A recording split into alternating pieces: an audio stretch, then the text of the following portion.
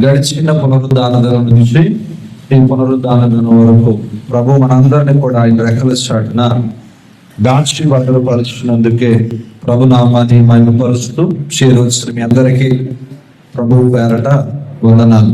దేవునికి స్తోత్రం. హల్లెలూయా. కొద్ది నిమిషాలు దేవుని యొక్క మాటలను మనం జ్ఞాపకం చేసుకుందాం. పరిశుద్ధ గ్రంథము నుంచి హెబ్రీయులకు రాసిన పత్రిక, పరిశుద్ధ గ్రంథం నుంచి హెబ్రీయులకు రాసిన పత్రిక 11వ అధ్యాయం. హెబ్రీయులకు రాసిన పత్రిక 11వ అధ్యాయము 7వ వాక్యాన్ని చదువుకుందాం.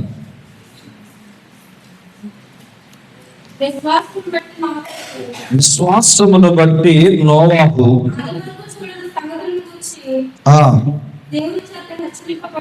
దేవుని చేత హెచ్చరింపబడి భయభక్తులు గలవాడై తన ఇంటి వారి రక్షణ కొరకు ఒక వాడను సిద్ధము చేసుకున్నాడు. అందువలన అతడు లోకము మీద నేరస్థాపన చేసిన విశ్వాసమును బట్టి. దేవునికి స్తోత్రం. హల్లెలూయా, హల్లెలూయా. చదవబడిన ఈ మాటను బట్టి దేవుడు మనతో మాట్లాడులాగును. ఒక చిన్ని ప్రార్థన చేసుకుందాం. ప్రేమ కలిగిన తండ్రి, నీ పరిశుద్ధమైన నామాన్ని బట్టి అయా నీ సన్నిధిని మేము ప్రార్థిస్తూ ఉన్నాం.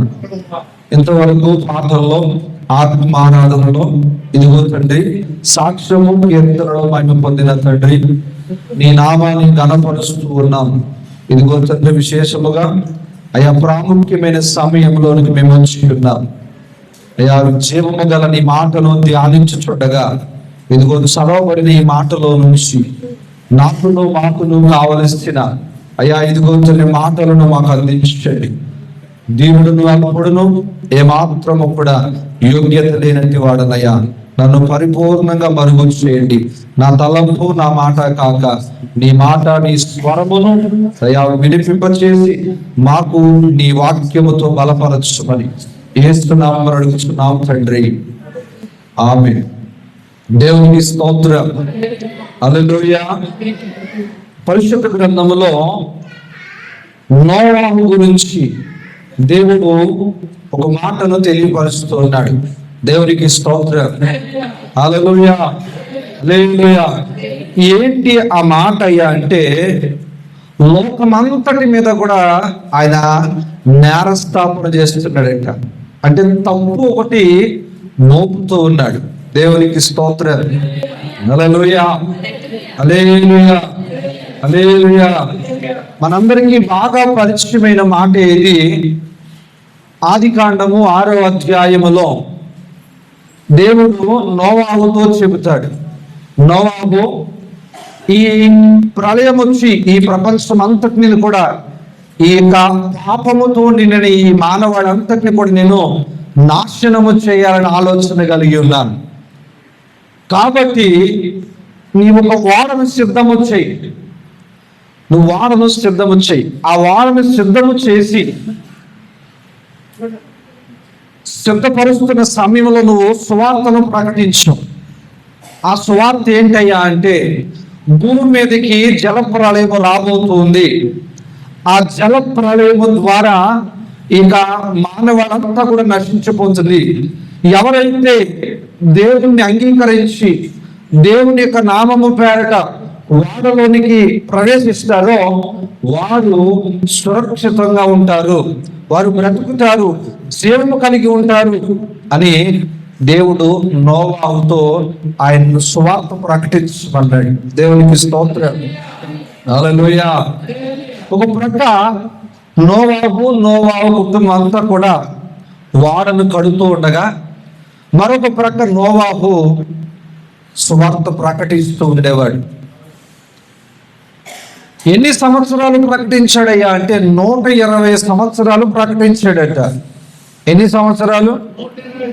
120 సంవత్సరాలు సువార్తను ప్రకటించాడు. జల ప్రళయం నుంచి, నాశనం నుంచి తప్పించబడడానికి దేవుడు 120 సంవత్సరాలు కనికరము చూపించాడు వాళ్ళ మీద. దేవునికి స్తోత్రం. హల్లెలూయా. వాళ్ళెవ్వరూ కూడా నమ్మకపోగా దేవుణ్ణి లేదా నోవాహును హేళన చేయడం ప్రారంభించారు. ఏం చేయడం ప్రారంభించారట? వర్షం అంటే అప్పుడు ఎవరికి తెలియదు.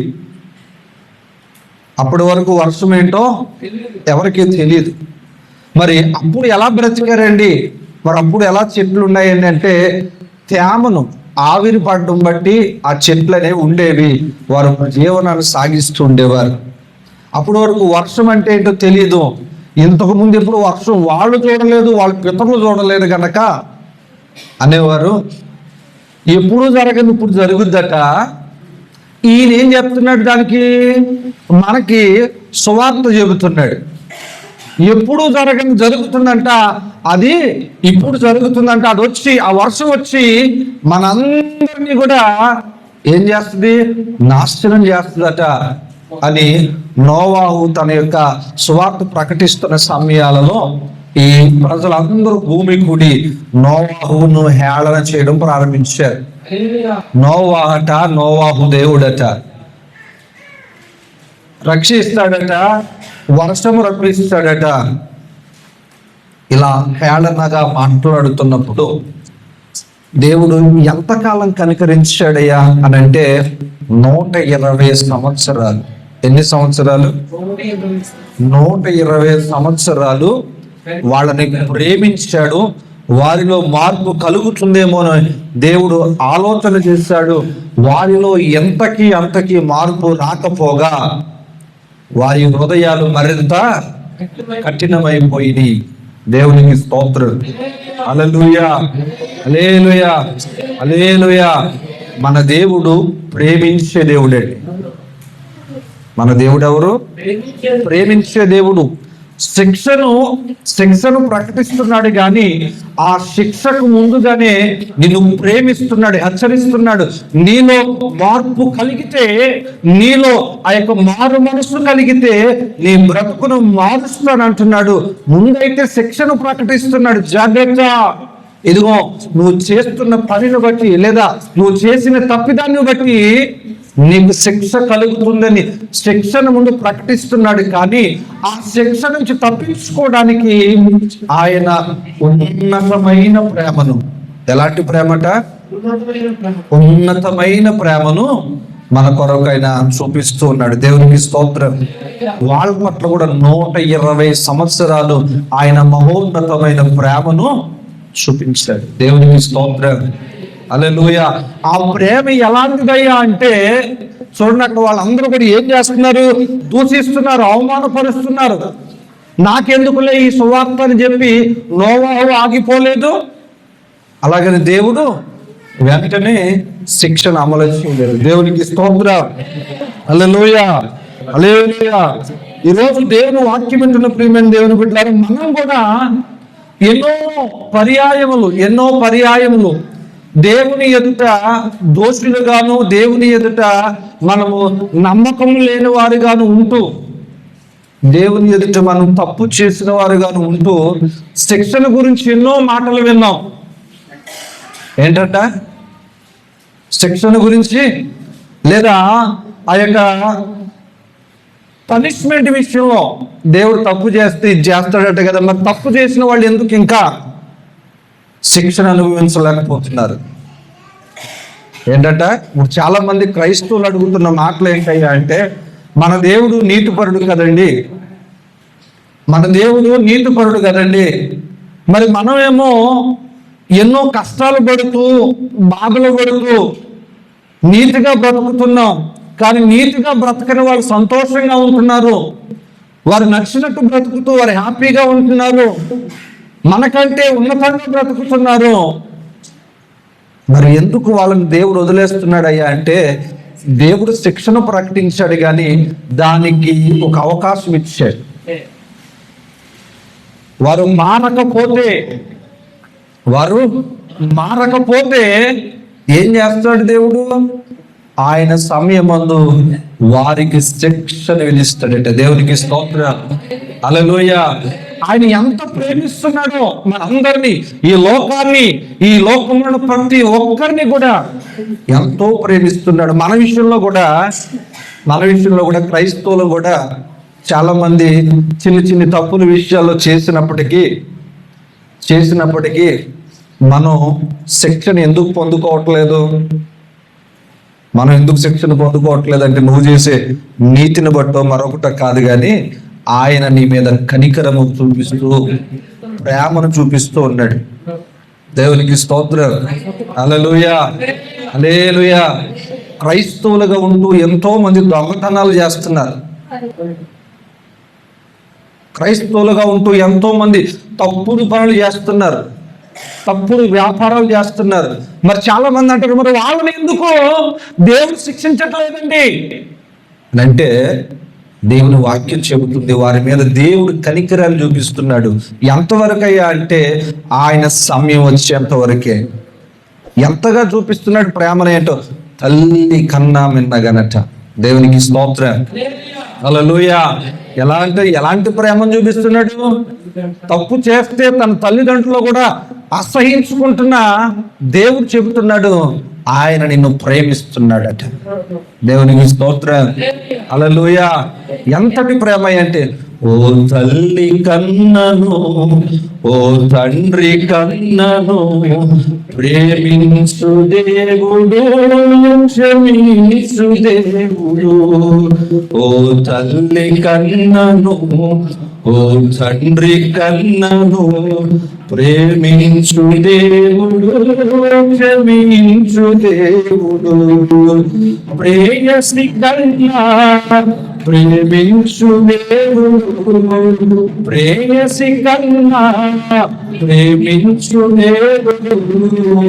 ప్రాణాన్ని త్యాగమించిన నిజ స్నేహితుడు, ప్రాణాన్ని త్యాగమించిన నిజ స్నేహితుడు.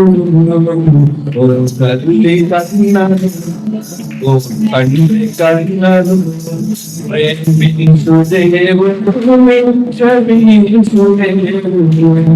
దేవునికి స్తోత్రం. దేవుడు ఎంత ప్రేమిస్తున్నాడయ్యా అనంటే, ఒక తల్లి నవమాసములు మోసి సావు బ్రతుకుల మధ్య నేను కన్న తల్లి కూడా నిన్ను హేయముగా చూడొచ్చు, నిన్ను నీచంగా చూడొచ్చు, నిన్ను తక్కువగా చూడొచ్చు. నిన్ను బాధ్యతగా పెంచిన తండ్రి నేను ఒకవేళ సుఖంగా చూడొచ్చు, లేదా నువ్వు ప్రాణానికి ప్రాణంగా ప్రేమిస్తున్న ప్రేయసి లేదా ప్రేమికుడు భర్త నిన్ను తక్కువగా చూడొచ్చేమో, కానీ నిజమైన దేవుడు, నేను ఎక్కువగా ప్రేమించే దేవుడు వారందరికంటే ఉన్నతముగా నిన్ను ప్రేమిస్తున్నాడు. అందుకనే మనం చేసి తెలిసి తెలియని చేయని తప్పులకు కూడా ఇంకా మనం శిక్ష అనుభవించకుండా మనం ఏం చేయబడుతున్నామయ్యా అంటే, రక్షింపబడుతూ కనికరం పొందుతున్నాం. దేవునికి స్తోత్రం, హల్లెలూయా.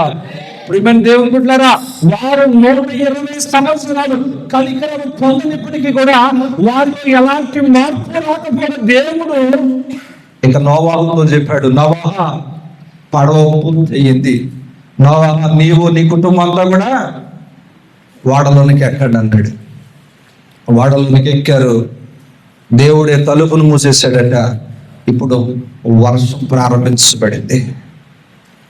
అప్పటి వరకు వర్షం అంటే తెలియని ఆ ప్రజలకు వర్షం ప్రారంభించబడింది. ఆ వర్షాలు చూశారు. వారిలో ఏం మొదలైంది? ఇప్పుడు భయం మొదలైంది. అయ్యో, నోవాహు మనందరి కొరకు 120 సంవత్సరాలు ఈ సువార్తను ప్రకటించాడే.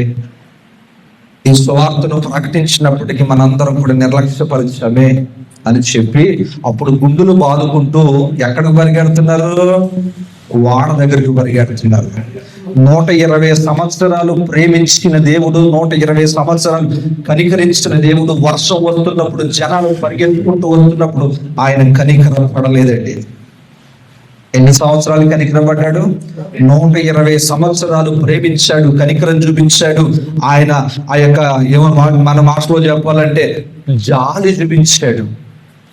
కానీ ఎప్పుడైతే వర్షం ప్రారంభించబడి వీరిలో ఆ యొక్క ఆలోచన ఇది నిజమే అని పరిగెత్తుకుని వస్తున్న సమయంలో దేవుడు ఏం చూపించలేదు. ఎందుకో చెప్పనా, వాళ్ళకి ఇచ్చిన సమయం ఆ ఓడ తలుపు వేసేంత వరకు దేవుడు ఇచ్చాడు.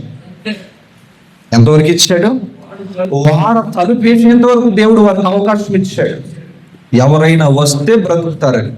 కానీ ఎవ్వరూ రాలేదు, ఎవరు కూడా రాలేదు. ఎప్పుడైతే ఈ వర్షం, ప్రచండమైన వర్షం, ఆకాశం వర్షిస్తుంది, భూమి కూడా వర్షాన్ని ఇస్తుందంట. అలాంటి భయంకరమైన పరిస్థితిలో ఈ నోవాహు కుటుంబం మాత్రమే బ్రతకగలిగారు. దేవునికి స్తోత్రం. ఆ విషయమే, ఆ విశ్వాసాన్ని బట్టి ఇక్కడ హెబ్రీయులు రాసిన పత్రికలో ఈ మాటను పౌలు గారు చెబుతున్నారు. దేవునికి స్తోత్రం. నోవాహు విశ్వాసాన్ని బట్టి, ఆ దేవుడు తనకిచ్చిన హెచ్చరికను బట్టి వాడను సిద్ధపరుచుకుని తన కుటుంబం అంతటిని కూడా ఎక్కడ నడిపించాడట? రక్షణ అనే వాడలోని నడిపించాడు. దేవునికి స్తోత్రం. ఈరోజు నేను అంటాను, ప్రియమైన దేవుని బిడ్డ, నీ కుటుంబాన్ని నువ్వు రక్షణ అనే వాడలోనికి నడిపించే అనుభవంలో నువ్వు ఉన్నావా లేదా? దేవుడు ఇచ్చిన సమయం అనేది సంపూర్తిలోనికి రాబోతుంది. దేవుడు రాకడనేది సమీపముగా ఉన్నది. ఏమండి, మనం 2024 సంవత్సరాల నుంచి యేసయ్య వస్తాడు వస్తాడు వస్తాడు అని చెప్పుకుంటూ వచ్చేస్తాం. ఎప్పటికీ యేసయ్య రాలేదు అని చాలా మంది అనుకుంటారు. ఒకవేళ ఇప్పుడు రాకపోవచ్చు, నా ముందు మా తల్లిదండ్రుల తరంలో వస్తాడని చెప్పాడు, రాలేదు. ఇప్పుడు మా తరంలో కూడా అలాగే చెబుతున్నాడు, రాకపోవచ్చు అని చాలా మంది, ఇంకా సమయం ఉంది కదా, ఇంకా మనం రక్షించడానికి, దేవుని మనం తెలుసుకోవడానికి ఇంకా సమయం ఉంది కదా అని మనం అనుకుంటున్నాం. ఆయన ఎప్పుడు తలుపు వేస్తాడో మనకి చెప్పేస్తాడా? చెప్పాడు. దేవునికి స్తోత్రం. సడన్ గా ఒక బోర శబ్దం వినపడుతుందంట, కడబోర శబ్దం. దేవునికి స్తోత్రం. బోర శబ్దం వినపడగానే ఇక ఆయనతో పాటు ఎందరైతే పరిశుద్ధులుగా, ఎందరైతే రక్షణ అనుభవంలో ఉన్నారో వారందరూ కూడా ఎత్తబడతారు, మిగతా వారందరూ కూడా విడవబడతారు. నేను ఎందుకు ఈ మాటలు తెలియపరుస్తున్నానంటే, ప్రియమైన దేవుని బిడ్డ, ఈరోజు నీ ఒక్కరివే కాదు రక్షణ పొందుకోవడం, నీ కుటుంబం అంతా రక్షించబడాలి. నోవాహు నేరస్థాపన ఆ యొక్క లోకానికి ఏం చేస్తున్నాడు అంటే, నేను నా కుటుంబం అంతా కూడా రక్షించబడ్డాం. ఎప్పుడు రక్షించబడ్డాం? ఆ రోజు జల ప్రళయం నుంచి రక్షించబడ్డారు.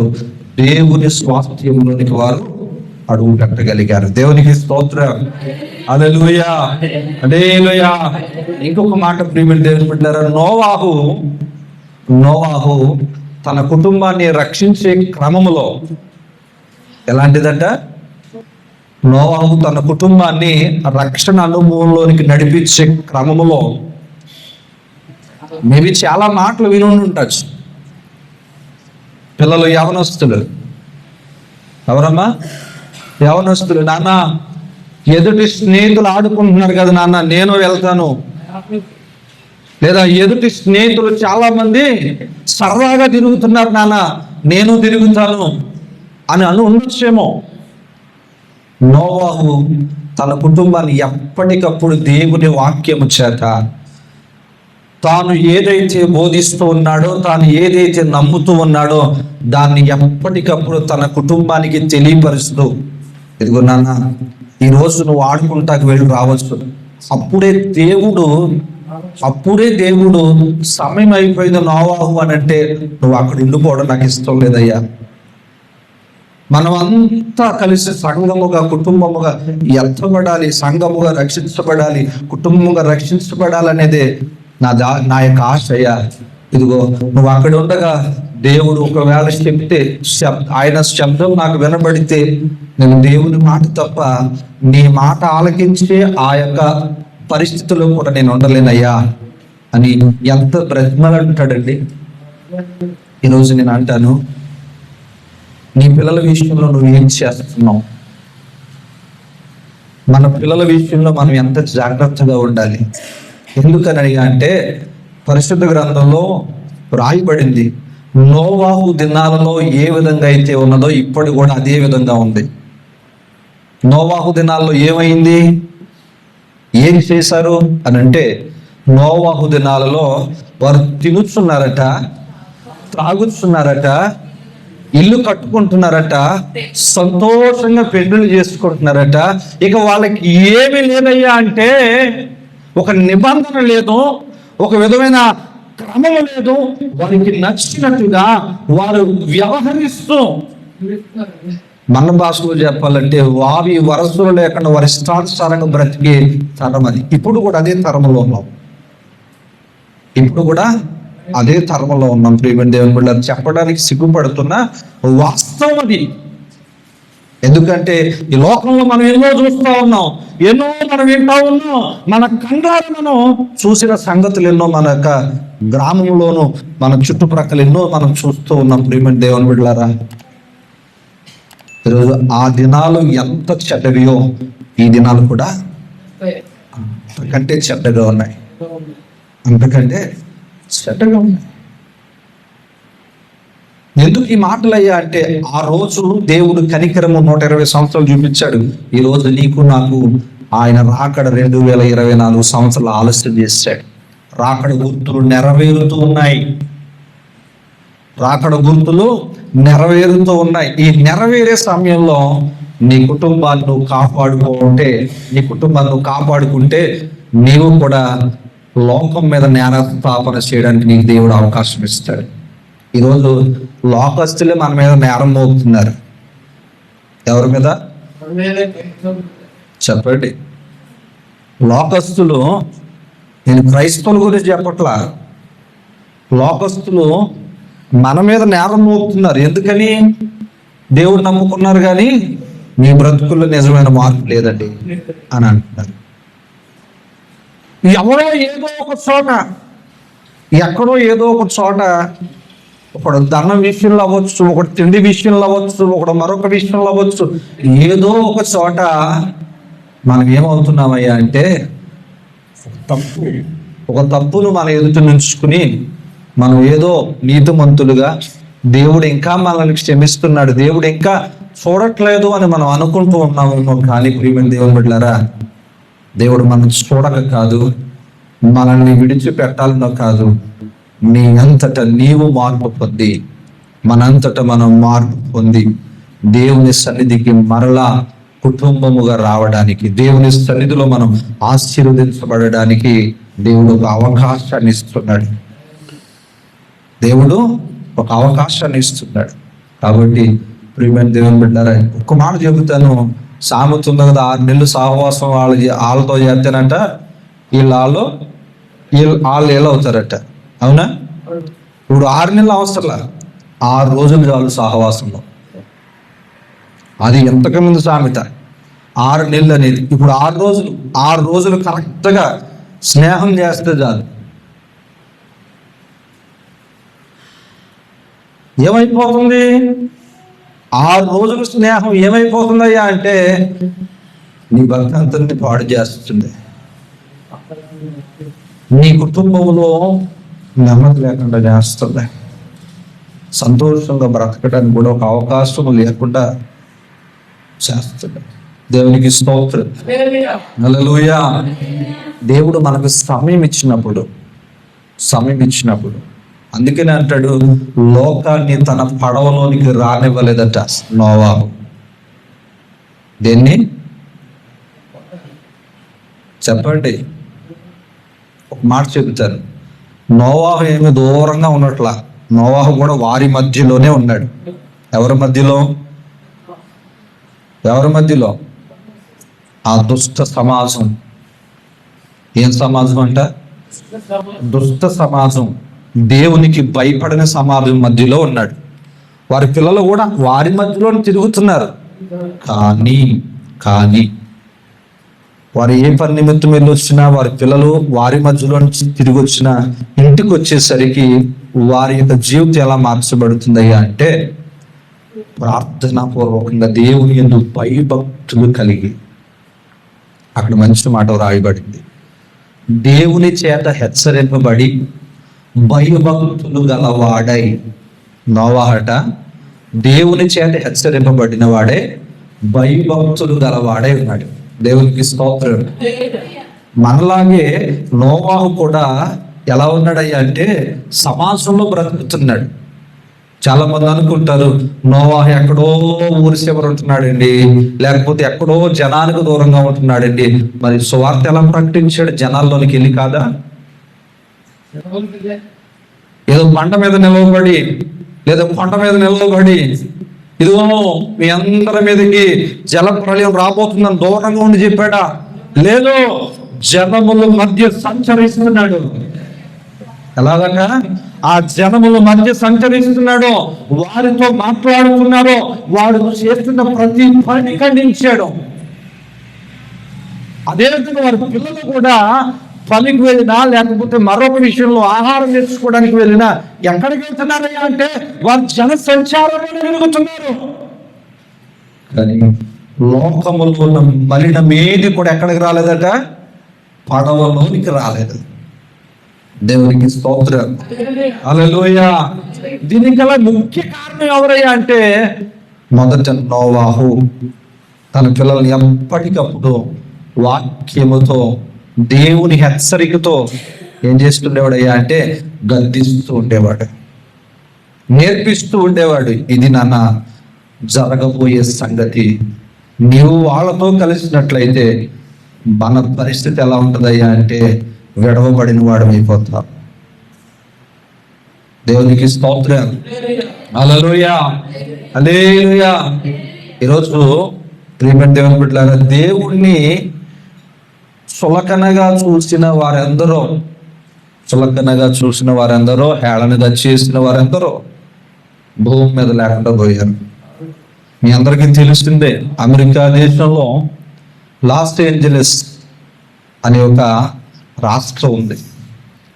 ఆ రాష్ట్రంలో ఏముందో తెలుసా అండి? సినిమా చిత్ర పరిశ్రమ అంటారు చూడండి, అలాగా అంతర్జాతీయ హాలీవుడ్ అనే ఒక చిత్ర పరిశ్రమ ఉంది. అందులో గొప్ప గొప్ప వాళ్ళు ఉన్నారు. కొన్ని వేల కోట్ల ఆస్తిపరులు, ప్రపంచంలో ధనవంతులుగా పిలువబడేవారు ఆ ప్రాంతంలో ఉన్నారు. మన జనవరి అయిపోయిన తర్వాత వారు ఒక మీటింగ్ పెట్టుకున్నారట. అందులో ఎవరు గొప్పోళ్ళు అని అంటే వాళ్ళ మనుషులు గొప్పోళ్ళని దేవుడికి 0 మార్కులు ఇచ్చారు. ఎన్ని మార్కులు ఇచ్చారు చెప్పండి? దేవుడికి 0 మార్కులు. అక్కడ ఆ మాటలను అక్కడ యాంకర్గా ఉన్న ఆవిడ చెబుతూ నవ్వుతుంది. ఏమనయ్యా అంటే దేవుడికి 0. అంటే దేవుని కంటే గొప్పోళ్ళు ఎవరు? వాళ్ళే. దేవుని కంటే గొప్పోళ్ళు ఎవరు? మేమే అని ఆ రోజు నవ్వుతూ సంతోషంగా ఎంజాయ్ చేశారు. గడిచిన 2 రోజులు గడవగానే సొదొమ గొమొర్రా పట్టణం ఏ విధంగా బూడిదైపోయిందో ఈరోజు లాస్ ఏంజలస్ అనే రాష్ట్రం ఒక్క ఇల్లు కూడా మిగలకుండా కాలిపోయింది. ఆ రోజు ఎవరైతే నవ్వారో ఈరోజు బులోమని నోరు కొట్టుకుంటూ ఏడుస్తున్నారు. ఆ రోజు ఎందరైతే అపహసించారో, ఎందరైతే హేళన చేశారో వాళ్ళందరూ ఇక గృహాలు ఈరోజు కాలిపోయి. ఎందుకని? వాళ్ళ దేవుడి కంటే ఎక్కువగా భావించుకుని వాళ్ళ ఇష్టానుసారంగా బ్రతకడం ప్రారంభించారు. అందులో దేవుడు నమ్ముకున్న వాళ్ళు కూడా ఉన్నారు, లేరని చెప్పట్లేదు. అందులో దేవుడు నమ్ముకున్న వాళ్ళు కూడా ఉన్నారు. వాళ్ళు కూడా వాళ్ళకున్న డబ్బును బట్టి, వాళ్ళకున్న పరిస్థితిని బట్టి దేవుడి కంటే గొప్ప వాళ్ళమన్నారు. వారు ఆ రోజు ఏకీభవించారు. ఈరోజు దాని పరిస్థితి ఎలా ఉంది అంటే పేపర్లో చూసినా, న్యూస్లో చూసినా ఎప్పటికీ ఎక్కడో ఒక చోట చిప్స్ అనేది కాలుతానే ఉంటాయి. ఎందుకు ఈ మాటలు తెలియపరుస్తున్నానయ్యా అంటే దేవుడు మనకి ఇచ్చిన అవకాశాన్ని మనం జార విడుచుకోకూడదు. దేవుడు మనకి ఇచ్చిన అవకాశాన్ని మనం జార విడుచుకోకూడదు. చేసిన తప్పుకు ప్రాయశ్చిత్తంగా మనం ఒప్పుకుని విడిచిపెట్టమంటున్నాడు. దేవుడు నిన్నే బరువులు మోయమన్నాడా? దేవుడు నేను ఏదైనా బరువు మోయమన్నాడా? కొన్ని ఎక్కడికైనా నడిచి రమ్మన్నాడా? రమ్మల్లా. నువ్వు ఉన్న చోటే. ఎక్కడ? నువ్వు ఉన్న చోటే. ఏమంటున్నాడు? పశ్చాత్తాపడు. ఏమంటున్నాడమ్మా? పశ్చాత్తాపడు. హృదయం నిండా ఉన్న ఆ యొక్క దుఃఖాన్ని ప్రభు పాదాల దగ్గర పెట్టు. కన్నీరు కార్చాడు, దేవా నేను చేసింది తప్పు కాబట్టి నన్ను క్షమించండి. నేను చేసిన తప్పు ఘోరమైన పాపం, బట్ నన్ను క్షమించండి. నేను ఈ మీద ఎప్పుడు కూడా దాని వైపుకి వెళ్ళను. దావీదు అదే చేశాడు. దావీదు చేసిన భయంకరమైన పాపమే, కానీ దేవుడు క్షమించాడు అంటే ఒప్పుకున్నాడు, విడిచిపెట్టాడు. మరలా దాని వైపు తన బ్రతుకు దినాలు ఎప్పుడు కూడా చూడలేదు. దేవునికి స్తోత్రం. గట్టిగా చెప్దామా? దేవునికి స్తోత్రం. ఈరోజు మనం కూడా ప్రియమైన దేవుని బిడ్డలారా ఎలా ఉండాలి అయ్యా అంటే విశ్వాసముతో అనుదినం కూడా వాక్యము చేత హెచ్చరింపబడాలి. ఎంతమంది చదువుతున్నారు బైబిల్? వాక్యము చేత హెచ్చరింపబడాలయ్యా అంటే నువ్వు రోజు బైబిల్ చదువుకో. వాక్యం నీకు నేర్పిస్తుంది, వాక్యం నీకు బోధిస్తుంది. అనుదినం కూడా మనం ఏం చేయాలంట? వాక్యము చేత హెచ్చరింపబడిన వాడవై ఉండి నీతిమంతుల సరస్సున, నీతిమంతుల యొక్క వరుసలో మనం కూడా నిలవబడాలనేది నా దేవుడి ఆశ. ఈరోజు దేవుడు మాట్లాడుతున్న మాట కూడా. దేవునికి స్తోత్రం. హల్లెలూయా. చాలా మంది అంటూ ఉంటారు, మీ దేవుడికి ఏమి లేదు, కరుణమయుడు అంటారు కానీ కరుణ లేదయ్యా అని అంటున్నారు చాలా మంది. 120 సంవత్సరాలు ఎదురు చూశాడు, మారతారు మారలేదు. ఈ జనం ఉంటే ఇంకా వచ్చే తరము కూడా నశించిపోతుంది. వచ్చే తరం కూడా ఎలా అయిపోతుంది? పాడైపోతుంది అని చెప్పి అవకాశం ఇచ్చాడు. ఎవరు కూడా మారలేదు. నోవాహుని ఒక నూతన సృష్టిగా మార్చాడు దేవుడు మరలా. దేవునికి స్తోత్రం. ఈరోజు మన కొరకు కూడా దేవుడు ఒక అవకాశం ఇస్తున్నాడు. ఈరోజు మనం కూడా దుష్ట సమాజం మధ్యలో, అంటే చెడు స్వభావం కలిగిన వారి మధ్యలో సంచరిస్తున్నప్పుడు మన పరిస్థితి కూడా ఆ రోజు నోవాహు వలె ఉంటుంది. సరదాగా వచ్చే స్నేహితులు అంటారు, ఈ రోజు కూడా వస్తే తప్పేం లేదులే, లేకపోతే ఈసారికి తింటే తప్పేం లేదులే అన్నట్టుగా అంటారు. కానీ నువ్వేం చేయాలా? నీ భక్తిని, నీ నీతిని కాపాడుకుంటూ మనం ముందు కొనసాగేవారుగా ఉండాలి. దేవునికి స్తోత్రం. హల్లెలూయా, హల్లెలూయా. నోవాహు కూడా తన కుటుంబానికి ఏమంటనివ్వలేదట? మలినం అనేది అంటనివ్వలేదు. ఒకవేళ నోవాహు పిల్లల్లో ఎవరికంటినా దేవుడు వారిని ఏం చేసి ఉండేవాడు? పక్కకు తోసేసి ఉండేవాడు. అయ్యో నోవాహు గారు పాస్టర్ గారు కదండి అంటే ఒప్పుకోడు దేవుడు. ఏలీ కుమారుడు తప్పు చేశారు, ఏం చేశాడు? వదిలేశాడా? చెప్పండి, వదిలేశాడా? అయ్యో సేవ చేస్తున్నాడు యాజకుడు, ఎన్నో వేల మందికి ఆదర్శప్రాయంగా బ్రతుకుతున్నాడు కదా, పోనీలే క్షమిందామని అనుకున్నాడు దేవుడు. ఒప్పుకోలేదు. తప్పు చేసినప్పుడు అవకాశం ఇచ్చాడు, మారలేదు, తీసేసాడు. అంతే. వారి స్థానంలో సమయాలు వచ్చాడు. దేవునికి స్తోత్రం. హల్లెలూయా. ఈరోజు ఎందుకు చెబుతున్నానయ్యా అంటే తప్పు చేసిన ప్రతి ఒక్కరికి ఒక అవకాశం వస్తుంది. వస్తుందా రాదా? చెప్పండి. వస్తుంది. ఆఖరికి మన ఇండియన్ పీనల్ కోడ్ కూడా ఏం చేస్తుంది? జైల్లో పెట్టి మారితే సత్ప్రవర్తన కలిగితే వాళ్ళ ఏం చేస్తుంది? ఇవాళ జనవరి 26వ తారీఖుని, ఆగస్టు 15వ తారీఖుని ఏం చేస్తున్నారు? వాళ్ళని విడుదల చేస్తున్నారు.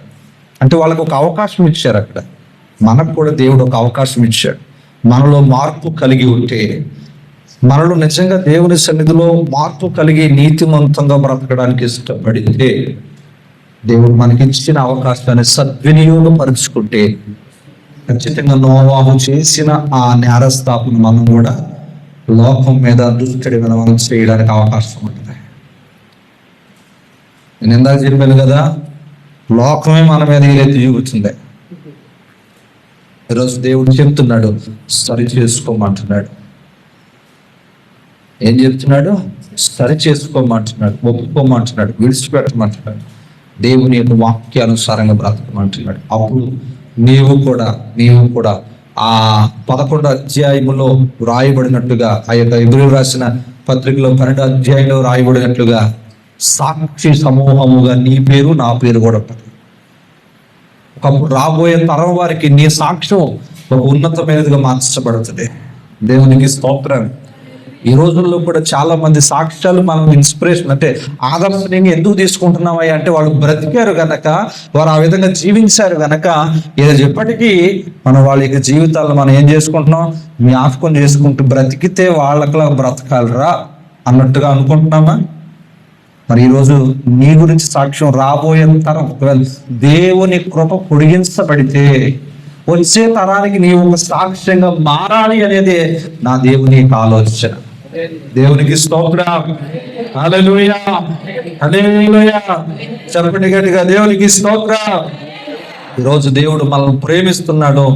ఆయన ఎంతగా ప్రేమిస్తున్నాడు అంటే, ఈరోజు నీ తల్లిదండ్రులు నిన్ను ప్రేమించినంతగా, అంతకంటే ఎక్కువగా ఈరోజు నీ భార్య లేదా నీ భర్త, నీ ప్రాణ స్నేహితులు నువ్వు ప్రేమించిన దానికంటే మరి ఎక్కువగా నిన్ను ప్రేమిస్తున్నాడు.